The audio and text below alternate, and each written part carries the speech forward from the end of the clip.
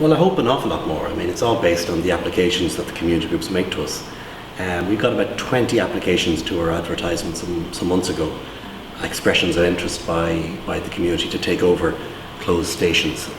So this week we've made announcements on 8 particular stations. I hope in September, October to make another phased announcement.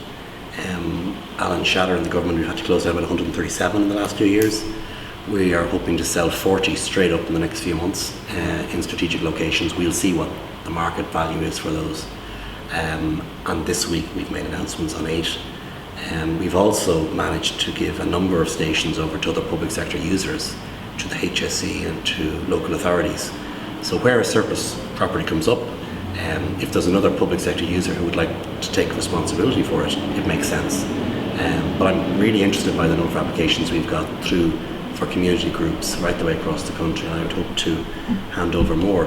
We're not really handing them over as such. It's a managed license agreement for a period of years, so that even if, these are still assets, some of them may not have too much value, but at some point in the future the state may choose to sell them. The advantage for us is if you have a derelict garda station there, no one's hanging around the place, it becomes a magnet for trouble, really. And it also is a huge expense on us. So by using the community groups to get them involved, takes that responsibility off us. So they're paying you money for the use of these? No, we're not charging a penny. So they're running at a loss effectively, are they? Or you have to pay out to keep them? No, the community groups will take responsibility to light them, to heat them, to maintain them. But of course, if they were to obtain that space in another part of their town, they would have to pay for it. So we're handing them the building effectively for themselves to maintain.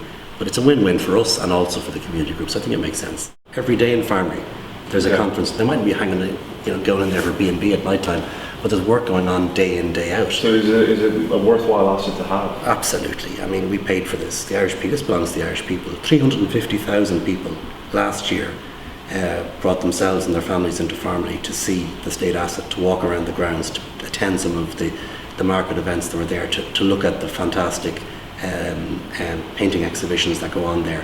The house is one element of Farmleigh, and the fact that we don't have as many heads of state staying there tells you nothing about what goes on there.